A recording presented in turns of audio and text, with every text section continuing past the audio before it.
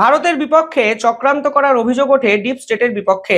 কিন্তু শুধু বর্তমান সময় নয়, ভারতকে অশান্ত করা চক্রান্ত ঐতিহাসিক সময় থেকেই আমেরিকার গোয়েন্দা এবং ডিপ স্টেট একযোগে যে করেছে, কালকে কিন্তু সে তথ্যই আমাদের সামনে তুলে ধরলেন অজিত দোভাল।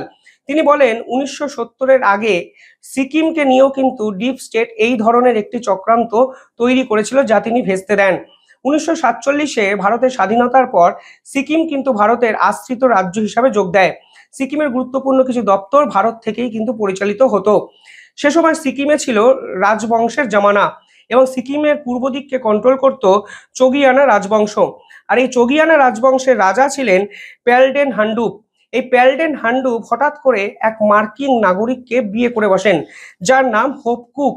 এবং পরবর্তীকালে জানা যায় এই হোপ কুক নাকি সিআইএ এজেন্ট, অর্থাৎ ভারত বিরোধিতা করার জন্য তাকে মার্কিন গোয়েন্দারা সিকিমে কিন্তু পাঠিয়েছে। এই হোপ কুকের একাধিক ইন্টারভিউ সে সময় যে প্রকাশিত হয়েছিল, সেখানে পরিষ্কারভাবে তিনি প্রশ্ন তুলেছিলেন, কেন ভারতের আশ্রিত হয়ে থাকবে সিকিম, কেন ভারতের অঙ্গরাজ্য হবে সিকিম, ভারত এবং সিকিমের আলাদাভাবে পথ চলা উচিত। অর্থাৎ সে সময় অজিত দোভাল বুঝে গেছিলেন যে হোপ কুক আসলে ভারতকে ভাঙার চক্রান্ত করছে এবং ভারতের বিপক্ষে বড় ষড়যন্ত্র করছে। ইতিমধ্যেই সে সময় সিকিমের সমাজে রাজতন্ত্রের অবসান চেয়ে বহু মানুষ কিন্তু রাস্তায় নামতে শুরু করেছিলেন। অজিত দোভাল সে সময় সেই বিদ্রোহী গ্রুপের একাধিক নেতার সঙ্গে গোপন মিটিং করেন এবং সেই রাজতন্ত্র বিরোধী আন্দোলনকে অন্য মাত্রায় কিন্তু নিয়ে যেতে সাহায্য করেন। এবং পরবর্তীকালে 1973 সালে বিক্ষোভ চরম জায়গায় পৌঁছায় এবং 1975 সালে সিকিমের রাজতন্ত্র কিন্তু শেষ হয়ে যায়। এবং রাজতন্ত্র শেষ হওয়ার সঙ্গে সঙ্গেই মার্কিন নাগরিক হোপ কুক নিজের দেশে কিন্তু ফিরে গেছিলেন।